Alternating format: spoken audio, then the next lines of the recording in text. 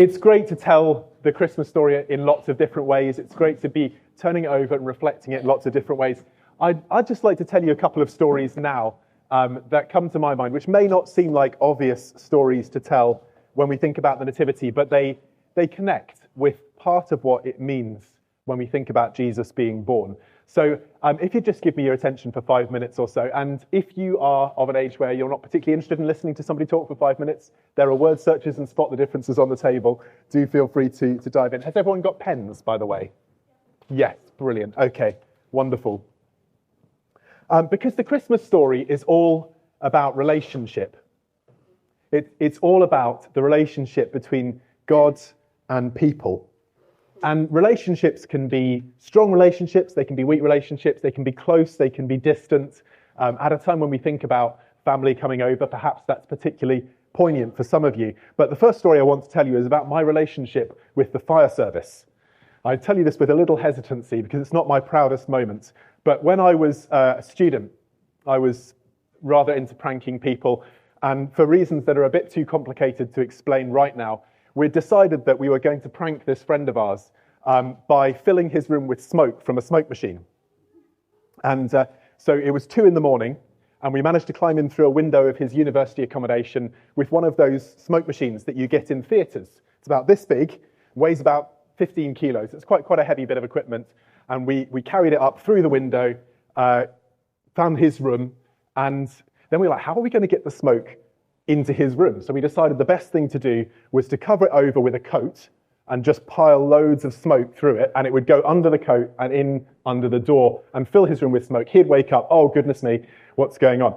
And you might already have spotted the problem with this, but I assure you that it did not even cross our minds. Okay, so 2 a.m, we've been doing this for a while, then we knock on the door to wake him up. We thought he was going to wake up, what's going on?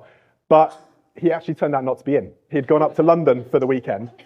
And all we realised was he wasn't answering when we knocked on the door. So in the end, we decide, okay, cut your losses. It's 2:30 now.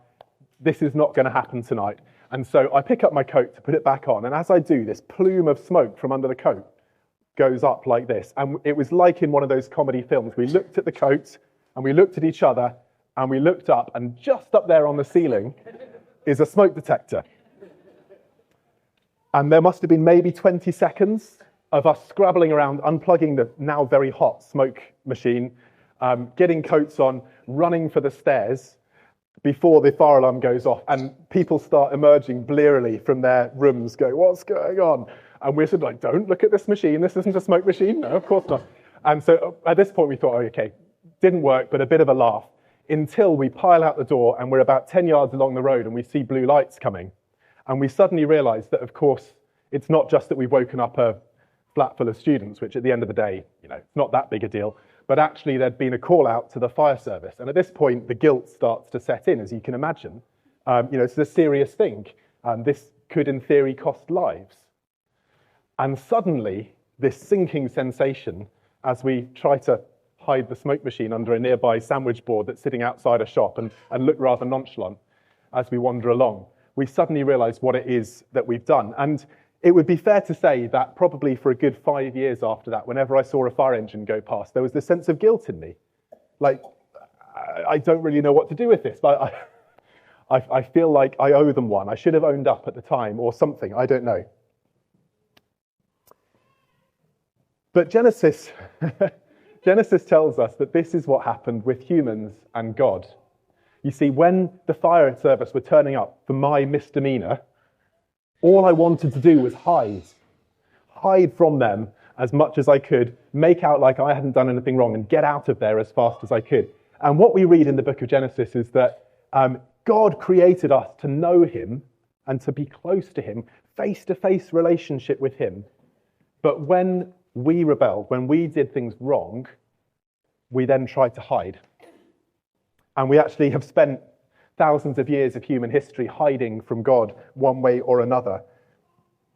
But God created us for face-to-face relationships. So that's not a comfortable place to be in, hiding from the very person who we're supposed to know, we're supposed to live with. Now, thankfully, in those 5 years, I never had to call out the fire service for a real emergency. But you can imagine what might have gone on in me if I'd had to. This is a little bit like us with the Lord. I want to tell one more story. If you want the full version of this, it's on YouTube because there's Benedict Cumberbatch reading a letter about this story. So you can go and look it up. But it relates to a man called Nick Burchell, who was on a business trip in Vancouver. And he decided, he'd had some mates who lived there. He decided to take along a local delicacy from where he was from in Halifax to Vancouver. And this was this incredibly spicy pepperoni. And he arrives in the hotel room, and it's a few hours before he can deliver it to his friends, and there's no fridge in the room. So he decides, it's a really cold day. What I'll do is I'll put it on the inside windowsill, and I'll just leave the window open a crack, and the cold air will keep it cold enough that I'll be able to give it to my friends, and it'll still be fresh. And then he goes out for a walk, actually 4 hours of walk, as it turns out. When he comes back in and opens the door, he discovers that seagulls are remarkably good at getting through small cracks in windows. And they also really like the smell of pepperoni. And this flock of seagulls, he thinks probably about 40 of them, have forced their way into the room, eaten all of the pepperoni, which has not done very much good to their digestive system, and then tried to get out and realized that they can't get out. And so he walks into this melee of seagulls flying around with everything that you can imagine being the result of them having eaten pepperoni. The curtains are utterly wrecked, lamps are knocked over, and of course him entering the room startles them even more, such that there is now just this whirlwind of feathers going around. And he tries in a panic to get them all out through the window, opens the window, chases them around. Finally, he's down to one seagull, which he can't get out. He chucks a shoe at it, and the shoe goes sailing out the window with the seagull. You can imagine that this room ends up utterly trashed. The letter that Benedict Cumberbatch reads is him 30 years later asking for forgiveness and asking that after 30 years they might rescind his lifetime ban at the hotel. Which they do. It's a lovely story. A true story, though. Can you imagine walking back into that? Again, what's this got to do with Christmas? Well, the reality is he was estranged from this hotel, which he'd previously frequented for business trips. He was estranged from them for 30 years.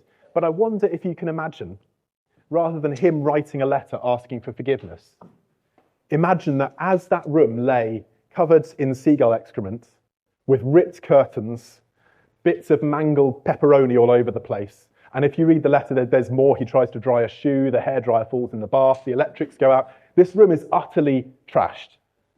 Can you imagine the manager of the hotel coming to him and saying, I'll sleep here tonight, I'll sort this out, you have my nice room? It's utterly incomprehensible that he would do that. But this is the reality that we celebrate at Christmas. That God, who is perfect and who lives in perfection, in beautiful relationship, Father, Son, and Holy Spirit, would see an earth where we have made a mess. And let's be honest, whether it's sort of a prank gone wrong, or whether it's poor foresight and pepperoni on the windowsill, actually we've all got our own stories. I hope none of yours involve 40 seagulls in a room. But, we've all done wrong things. We've all, either deliberately or by accident, made a mess. And we look around at the world and we see that as well. The idea that God would not stay distant and say, well, sort it out, guys, but that he would come to earth and be among us, be born. And we remember, we put the manger here because we remember he didn't come sort of on a glorious cloud and say, guys, I'm here to fix it. But he came as a baby.